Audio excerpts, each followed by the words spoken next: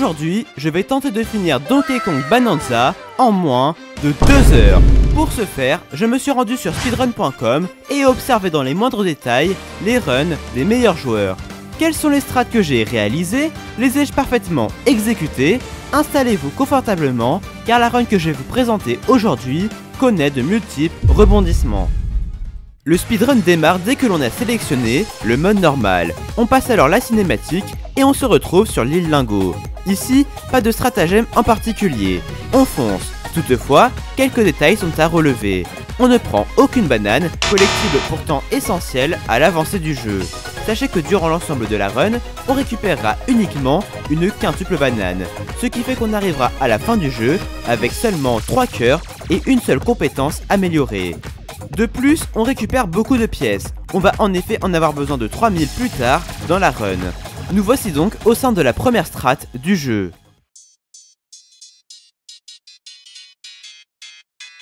Il s'agit de l'île Lingo qui s'est effondrée. Notre objectif est d'aller récupérer Pauline, pour le moment transformée en pierre, puis d'aller au sommet de l'île. Mais juste avant, laissez-moi vous présenter quelques mécaniques essentielles pour comprendre le speedrun du jeu. Voici tout d'abord les deux meilleurs moyens pour se déplacer. Le plus rapide, arracher un bloc avec ZR, puis appuyer sur ZL pour surf et Y pour accélérer. Néanmoins, plus on va descendre sous terre, plus la dureté du terrain va augmenter. On va donc également utiliser une autre technique, la roulade. Parlons maintenant des sauts dans le jeu. J'utilise ici le bouton A pour sauter. Le jeu nous permet également de faire un double saut lorsque l'on tient un caillou, en appuyant 2 fois sur A. Mais il est également possible d'effectuer une sorte de triple saut.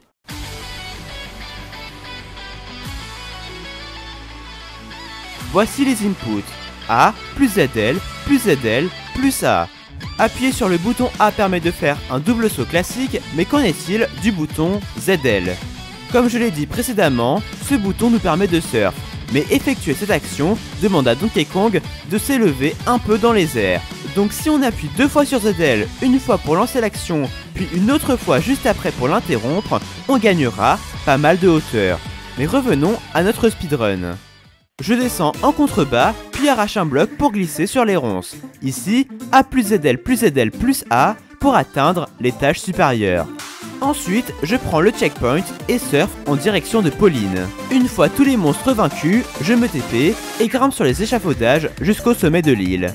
Actuellement, j'ai en ma possession 980 pièces, ce qui est juste limite pour le moment. Maintenant, un combat compliqué s'offre à nous. Ah non, finalement, on éclate le mini-boss en 3 secondes. On peut donc s'enfoncer en direction de la strate du lagon.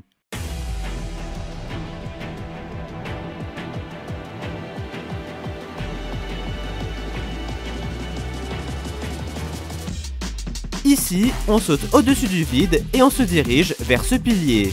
C'est beaucoup plus rapide que le chemin de base. On arrive donc à la sous-strate 101. On saute ensuite en direction du village.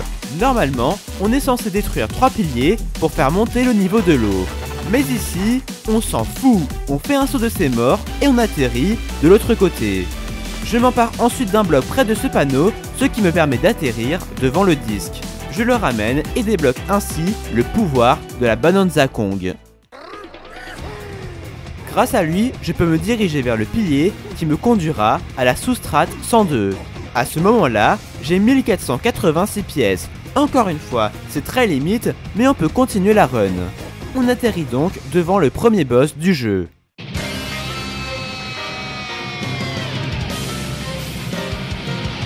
Ce boss n'est pas si difficile, puisqu'en récupérant cette bombe, on arrive à lui faire perdre la moitié de sa vie.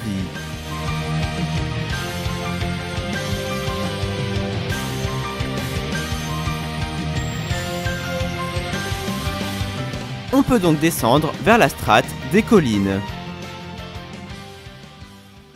Il me manque actuellement 700 pièces, mais heureusement, en ouvrant le menu des statistiques, on réussit à en récupérer 600.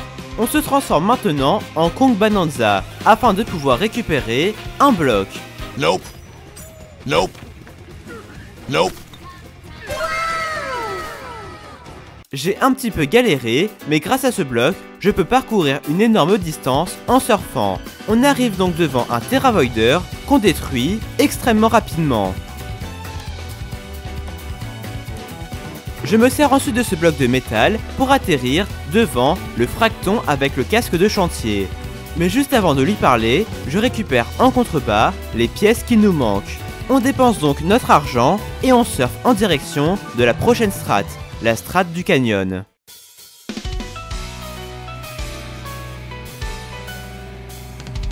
A l'aide des gros points de Donkey Kong, je détruis ces gros icoïdes, oui, c'est bien leur nom, assez facilement.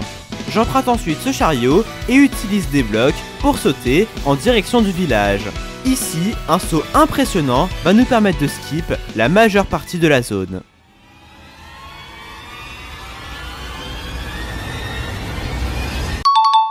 Je vous liste les inputs. A plus ZL, plus ZL, plus Y, plus A, plus Y, plus ZL, plus Y. Ça fait beaucoup. Le bouton Y nous permet de temporiser un peu dans les airs, tandis que le bouton ZL nous permet de gagner de la distance. Le dernier bouton Y est hyper important, car si on termine par une roulade, on bonque dans le mur. Je galère ensuite un petit peu sur la phase avec les murs pivotants, mais bon, ça va quand même, et je fais un joli saut pour atterrir sur le toit de la cheminée. Il est maintenant temps d'affronter un nouveau boss, les crabes-broyeurs.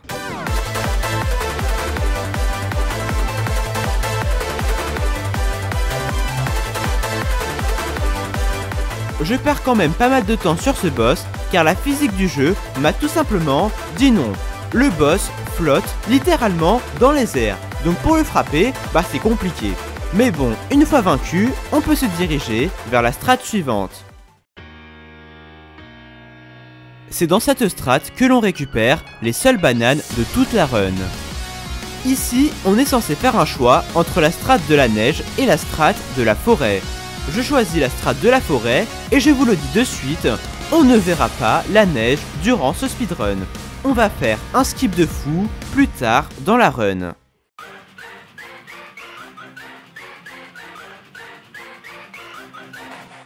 Le début de la strate est extrêmement clean. On fait ici un saut gigantesque pour atterrir directement au sein de l'hôtel de la coquille.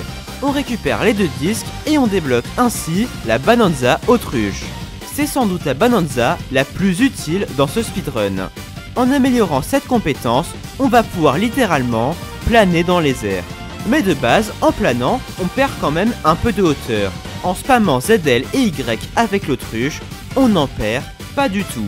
C'est littéralement pour ça qu'on peut récupérer la clé nous conduisant vers la sous-strate 601. Pour pouvoir accéder à la sous-strate suivante, il va falloir que je détruise 3 plantes toxiques.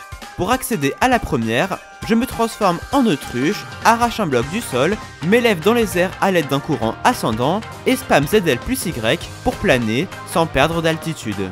Je me dirige ensuite vers ces pièces pour recharger ma banane... Bref, vous avez compris, c'est le truc en bas à gauche de l'écran. A l'aide d'un nouveau bloc de terre, on saute en direction de la seconde plante. Pour la troisième plante, pas de surprise.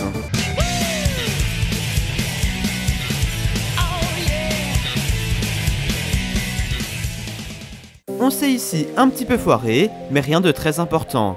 On peut donc se diriger vers un pilier que l'on détruit pour accéder à la sous-strate 602. Normalement, pour accéder au boss, on doit faire un petit parcours. Mais ici, on va faire autrement.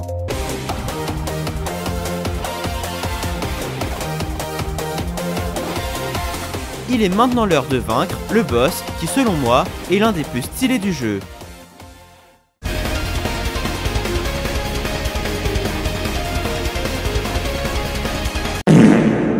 Première grosse perte de temps de la run. J'ai voulu détruire les ronces à l'aide de ce bloc, mais la physique du jeu m'a dit non. Super!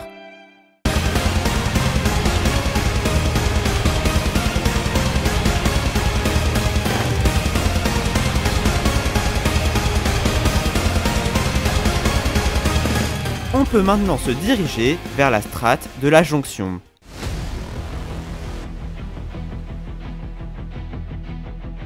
Ici, on va faire le skip de fou qui nous permet de ne pas aller dans la strate de la neige. Mais nous, on va faire une version un peu plus facile. En effet, le skip de base consiste à détruire l'interrupteur qui se trouve en dessous de nous, puis de faire un saut de ses morts avec l'autruche. Mais nous, on va faire un peu autrement. Au lieu d'activer l'interrupteur qui se trouve en dessous de nous, on va activer celui qui se trouve de l'autre côté. Ça va rendre le saut juste après un peu plus simple.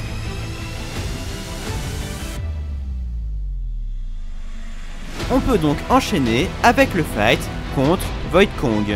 Il se déroule en 3 phases dans 3 strates différentes. Premièrement, on se dirige vers la strate des collines.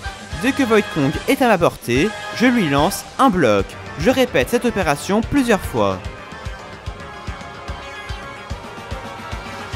On peut donc se diriger vers la strate du lagon et répéter ce qu'on vient de faire.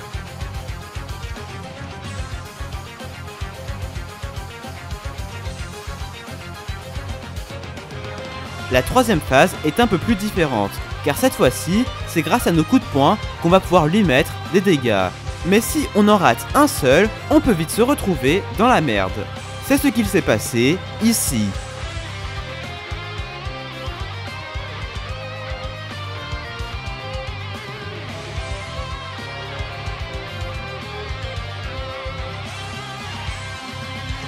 Alors que j'assomme Void Kong 2 coups, ce dernier décide de prendre la fuite.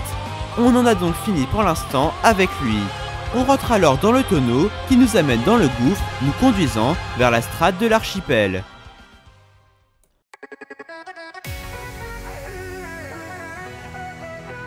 Ici, il n'y a qu'un seul vrai saut à faire, mais si on se foire, on est obligé de reset. On se dirige vers la plage et on arrache un bloc de sable. On le lance sur ce monstre qui disparaît en laissant derrière lui une roche colorée. C'est grâce à cette roche qu'on va pouvoir directement accéder à la pastèque géante. Pour ce faire, on se transforme en autruche, on arrache un bloc, on spamme Y et dès qu'on est dans les airs, on plane tout en spammant ZL et Y. En me transformant en Kong Bananza, je crée un chemin qui me conduit vers ce pilier.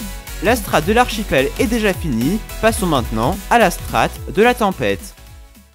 Juste avant d'aller vers la strate suivante, un petit peu de méditation, ça fera pas de mal. On s'est un petit peu trop fail dernièrement, mais bon, on est tout de même à 35 minutes de run. Mais la fin de ce speedrun est extrêmement longue, surtout lorsque l'on arrive au cœur de la planète. Mais bon, assez parlé, allons déverrouiller la Bananza éléphant. La strate de la tempête est sans doute l'une des strates durant laquelle j'ai le plus reset durant mes entraînements. Ici, on ne va pas parler aux doyens, mais on va se rendre directement au sein de la zone de lave. On détruit alors le Terra Voider et on affronte pour la première fois le boss de la zone, le vol au vent. Il se fait en 3 phases et doit être optimisé correctement, car sinon, il peut vite devenir galère. Durant cette première phase, l'optimisation n'est pas à son maximum, mais bon, on perd quand même pas trop de temps. Il faut maintenant que je récupère les 2 morceaux du disque ancien. Je ramène le premier morceau assez facilement, mais le second, ça a été un peu plus difficile, car en effet, je l'ai perdu alors que je rentrais dans le tonneau. J'ai donc dû aller le récupérer. Après avoir obtenu la Bananza éléphant, je récupère la clé dans la tornade et affronte pour la seconde fois le vol au vent.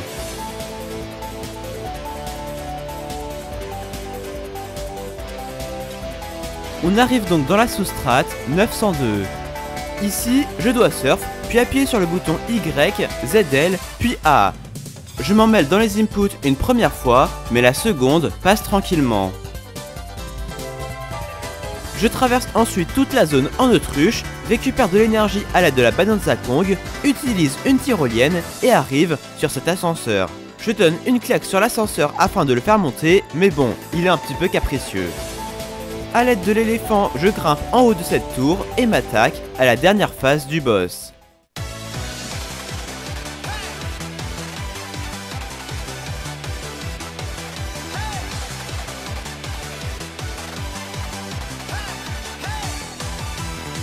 Allons maintenant en direction de la strate de la décharge. Ici, on va pas s'embêter, on va clip à travers un mur. Pour ce faire, je grimpe en hauteur et me place juste ici. En mettant mon stick vers le haut et en appuyant sur le bouton A, on se retrouve en dehors des limites du jeu. Je peux donc descendre en direction du boss.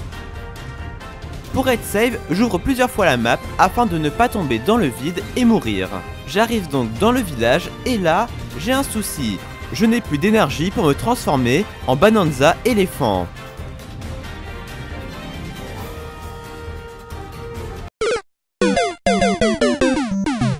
À ce moment-là, cette nouvelle erreur me fait remettre en cause le sub 2 heures. Je n'avais presque pas pratiqué la fin de ce speedrun auparavant. Il fallait donc vite que je me remette dans le droit chemin.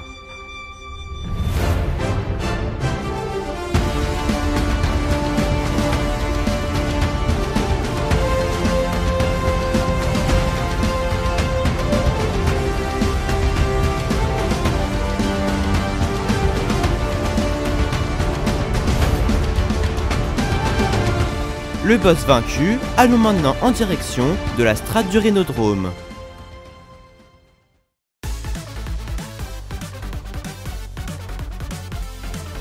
La strate du Rhinodrome est sans doute la plus simple de la run, puisqu'on va skip la course à dos de Rambi. Pour ce faire, on se transforme en autruche, on se dirige vers le parcours, puis à l'aide de la Bananza éléphant, on grimpe directement sur le trophée.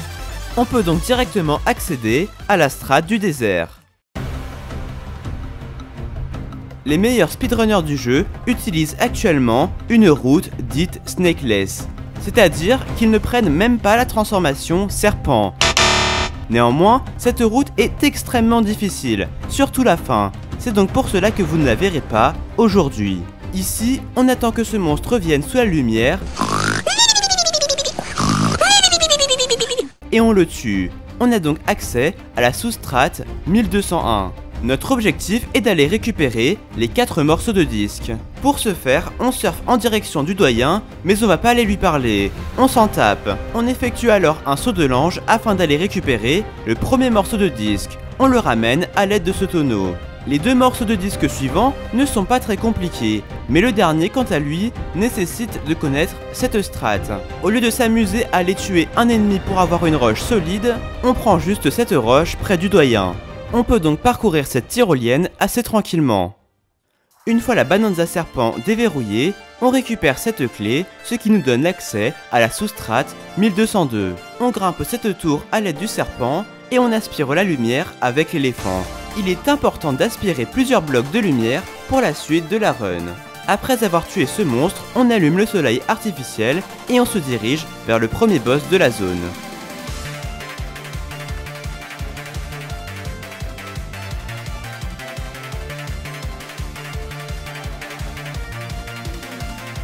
Malgré ma visée un petit peu douteuse, ce boss passe sans difficulté. Il reste tout de même une dernière sous-strate à explorer. Heureusement, ça ne va pas être très long, puisqu'en combinant la Bananza autruche et la Bananza serpent, on skip à peu près toute la zone. Et c'est d'ailleurs ici que nos blocs de lumière aspirés auparavant vont nous servir. On évite comme ça de détruire les piliers aux alentours. Affrontons maintenant le dernier boss de la zone.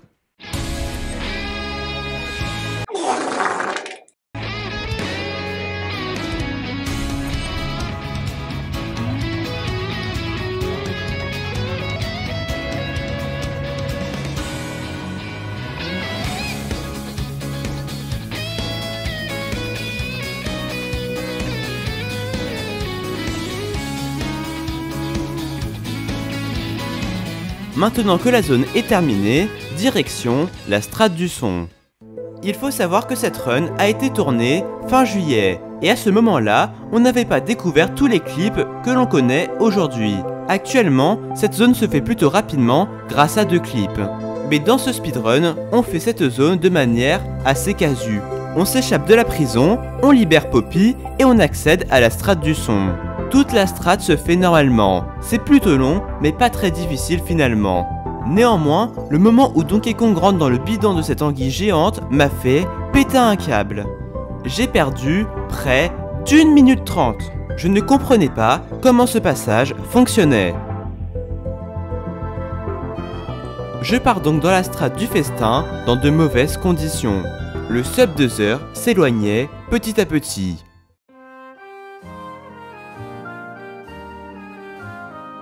Voici de nouveau une strat assez longue.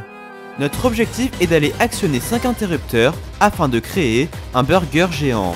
Le premier interrupteur, difficile de le rater, il se trouve juste devant nous. On se transforme ensuite en autruche pour traverser ce lac d'huile bouillante.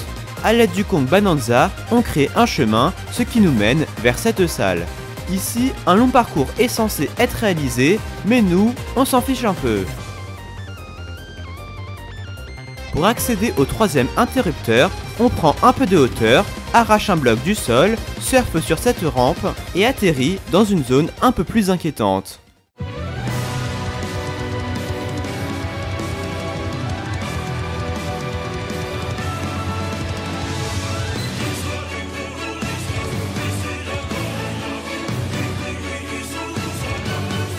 On peut donc actionner le troisième interrupteur. Avant de se diriger vers les 2 derniers boutons, je paye 100 pièces d'or afin de pouvoir créer un refuge. Il s'agit d'un point de téléportation dont je me servirai plus tard. A l'aide de l'autruche et du serpent, on peut très facilement accéder au dernier interrupteur. Le burger étant construit, il ne me reste plus qu'à l'escalader pour pouvoir accéder à la sous-strate suivante. Mais le souci, c'est que l'escalader prend un temps fou. On se téléporte alors au refuge et on réalise ceci. Rien de très impressionnant, mais on a littéralement atteint le sommet du burger géant. On peut donc visiter la sous-strate de manière assez casu et affronter l'ultime boss de la zone. Il s'agit du pire boss du jeu. Son système de points de vie est bizarre. Je ne sais pas comment il fonctionne. Je perds un temps fou dessus. C'est une folie. Et je me dis peut-être que c'est à cause de ce boss que le sub 2 heures pourrait s'envoler.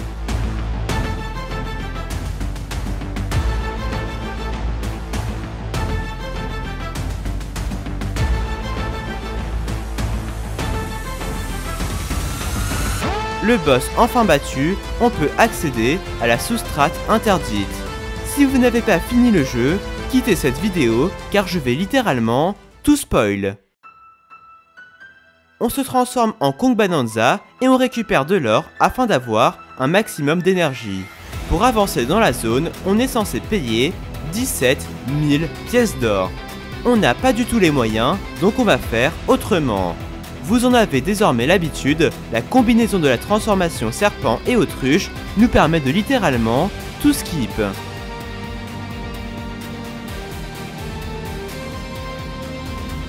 Il est maintenant l'heure de l'ultime duel face à Void Kong.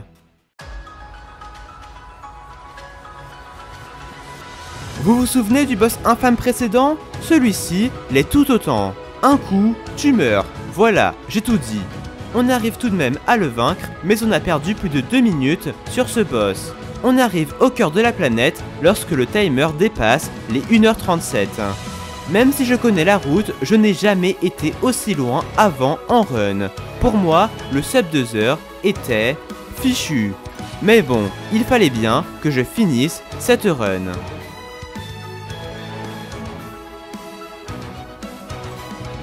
J'ai eu tout d'abord un peu de mal à passer entre les jambes de King K. Rool. What? Mais la suite du niveau se passe extrêmement bien.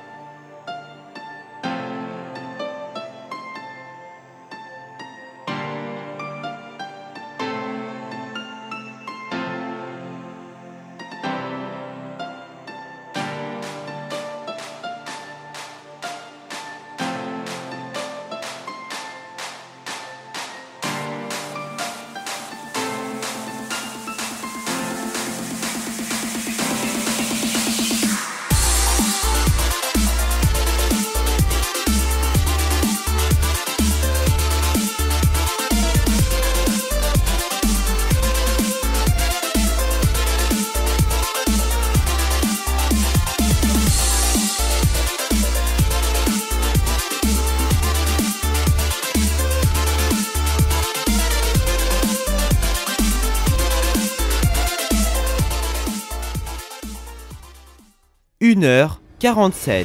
Il est maintenant l'heure de s'attaquer au long, au très long, à l'interminable boss final du jeu, King K. Rool.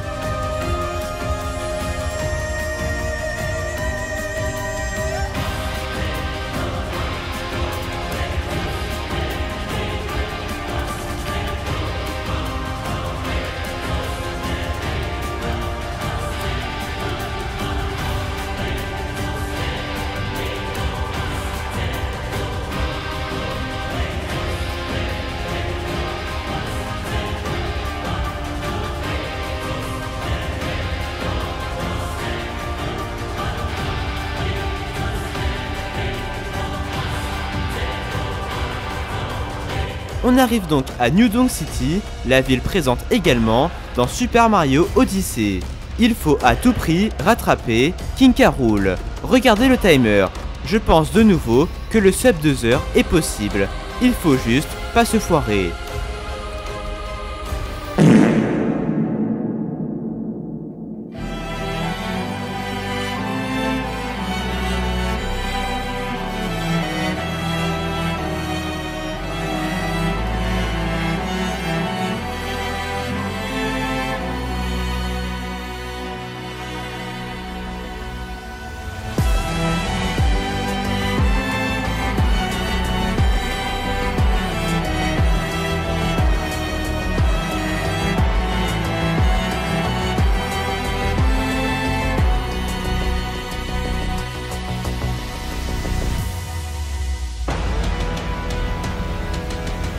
King K. Rool est le boss le plus long du jeu.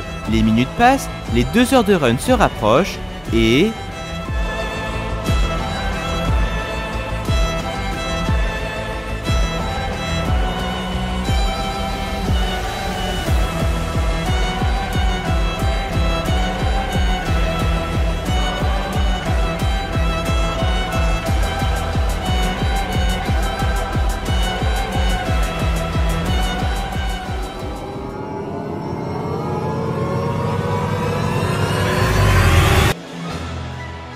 On l'a fait, on a fini Donkey Kong Bonanza en moins de 2 heures, et ce, à seulement 30 secondes des 2 heures de run.